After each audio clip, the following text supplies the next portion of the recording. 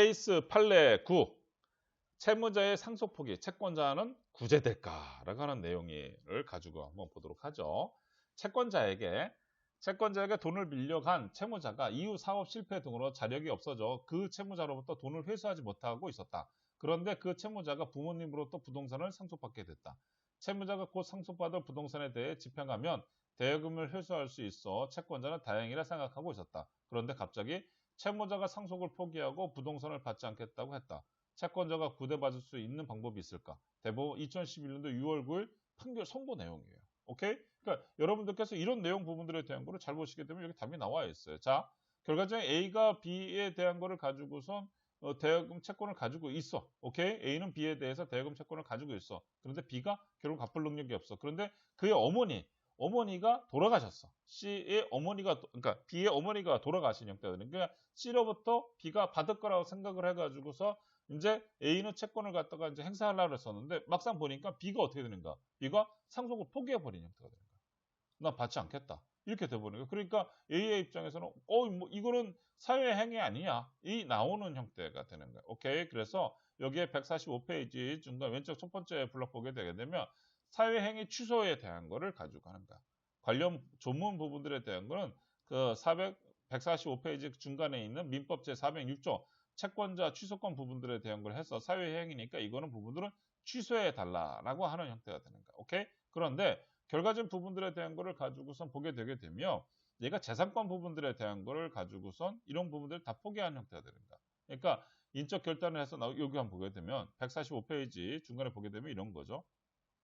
상속 포기는 민법 406조 제1항에 정하는 재산권에 관한 법률 행위에 해당하지 않아 사유행위 취소 대상이 되지 않는다고 판시했다. 오케이?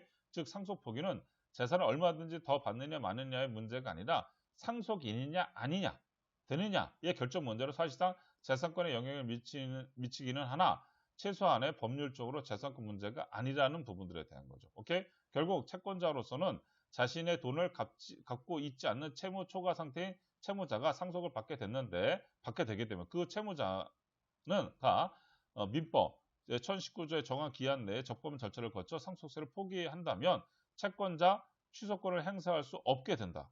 그렇죠. 이게 포기가 있게 나오게 되면 이렇게 행사할 수 없게 되는 거야. 반면 채무자가 상속을 포기한 것이 아니라 상속재산 분할 협의에 의해 상속받지 않고 그로 인해 채권자 공동 담보가 상당하는 정도로 미달하게 된 것이라면 적극적으로 채권자 취소권 행사에 상속재산의 강제 집행을 할 수 있을 것이다. 오케이? 그래? 너 그럼 포기했어? 다시 어떻게? 다시 또 민사로 가서 또 물고 늘어져야 된다라고 하는 그런 내용도 있는 거죠. 오케이?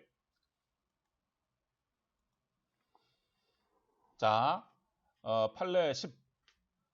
일본의 채무 100억, 한국 부동산 100억, 상속세 부분. 아까 우리가 했었던 내용들에 대한 거죠. 오케이? 아까 우리가 했었던 내용에 대한 거죠. 해외 채무가 있다면 사망 전의 재산을 담보로 제공해야 한다. 이게 답이에요. 이 중간에 있는 거. 오케이? 채권자 입장에서 담보를 제공한다는데 마다할 이유가 없으므로 어렵지 않은 일이다. 오케이?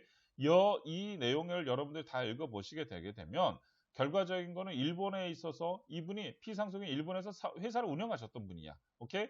그런데 일본에 있는 은행에서 대출을 받아가지고 사업을 하시다가 돌아가신 형태가 되니까 다 갚지 못하고. 그러니까 일본 은행에서는 열받아 버리니까 이분에 대해 가지고 국내에 있는 한국에 있는 부동산에 대해서 압류를 들어와서 이제 회수해 가려고 할 적에 이제 이런 부분들에 대한 거야. 그런데 이거를 다 주고 나서 일본 은행에 주고 근데 한국에는 어때? 한국에는 또 100억짜리 부동산이 있는 것처럼 잡힐 거 아니야. 그러면 결과적으로 상속인들은 돈이 없을 거 아니겠어? 그러면 결과적인 거는 부채 부분들을 일본 은행에서 공제를 이렇게 했었다라고 해서 물을 소명을 해야 되는 거잖아. 오케이? 그러려면 어떻게 된다? 여기에 답이 나와 있는 게 아까 얘기해 준 게 뭐냐면 거기에 담보가 설정되어 있었다. 그러면 그거는 가능했었다라고 하는 그 얘기가 나옵니다. 그래서 항상 피상속인이 되실 분들, 돌아가실 분들이 더 된다면 공제를 받고 싶다. 그러면 담보를 설정하는 것이 맞다라고 하는 그 멘트를 알려준 거예요. 오케이? 굉장히 중요한 내용입니다.